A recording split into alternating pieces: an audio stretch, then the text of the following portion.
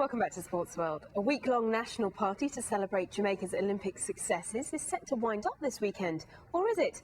The government-sponsored parties and parades have allowed Jamaicans to pay tribute to the sprinters who won 11 medals in Beijing in August. But as Al Jazeera's Brendan Connor reports, the party could carry on for some time, and so might the country's domination of international sprinting events.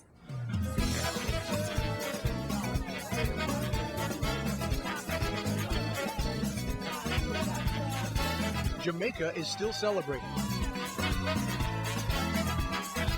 Wherever you go in this island nation, the success of the track team that won 11 medals in Beijing is being trumpeted.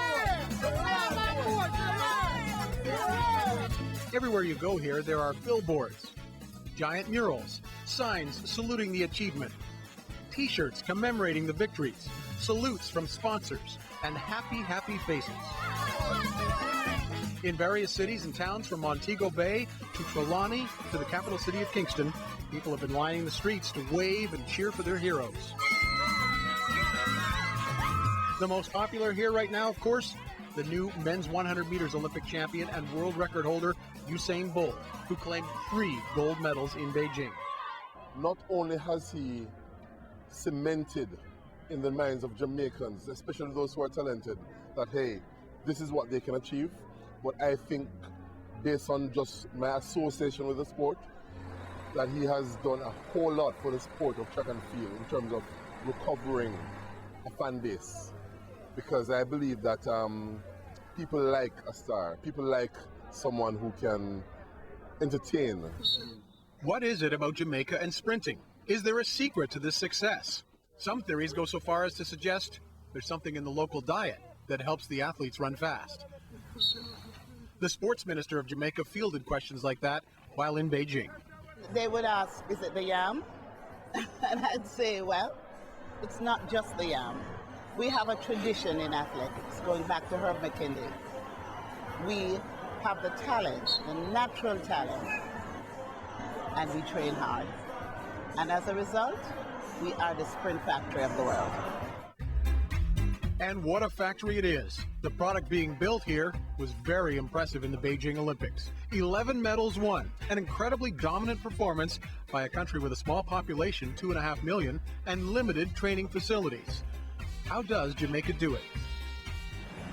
Earl Bailey is a longtime observer and has chronicled Jamaica's track and field exploits. Well-connected and well-respected as a local journalist, he now runs a sports news website. He says Jamaica's sprinting success is hardly a sudden development. Certainly in the 70s, people like Donald Quarry, he won 200 in Montreal. He came second on the 100.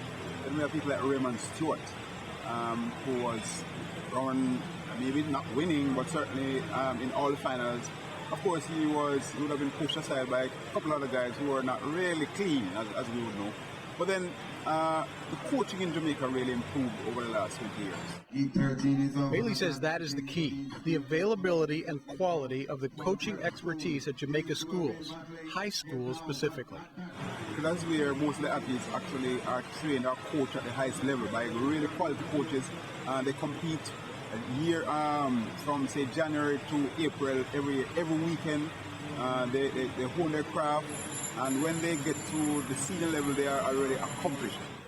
So plentiful is the talent in Jamaica now that the MVP track club in Kingston boasts 8 athletes who won medals at Beijing, 5 of them gold medalists. They are coached, sometimes gruffly, by Stephen Francis, who can be ruthless when imparting his techniques and drills, and when demanding punishment for a concept not grasped.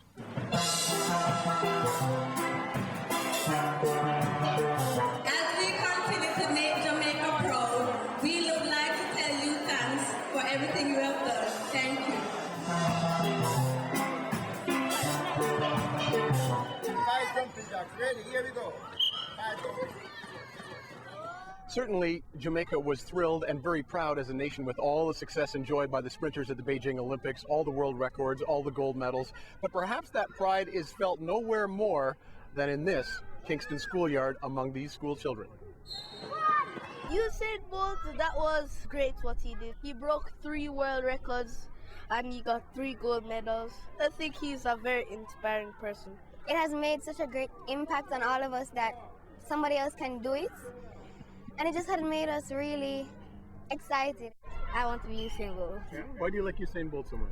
Because he's the fastest man in the world, and I want to become as fast as him.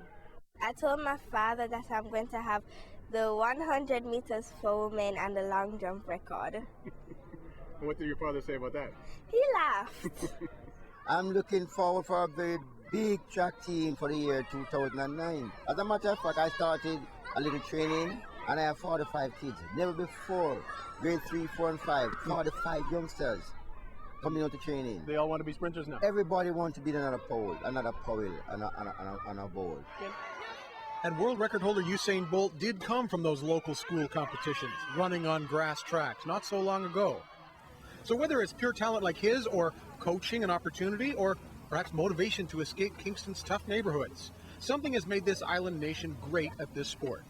Likely it's some combination of factors.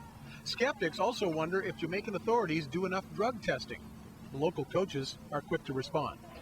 Particularly the more prominent ones in the top 20 in the world, as accordance to the water system, they get tested extremely regularly. Aside from Bridget, Sharika Williams, Michael Frater, Sharon, they get tested all the time. So nobody should ever suspect? No. Looking ahead, what will be the legacy of this amazing success at the 2008 Olympics? The world is looking at us. And we know this is only the beginning, because we have a lot of young Husseins, a lot of young Asafas, Sharika Williams, come the Olympics in London, we are really even going to do better.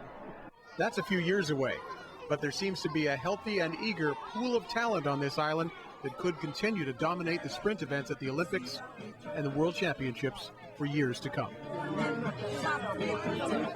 Brendan Connor, Al Jazeera, Kingston, Jamaica.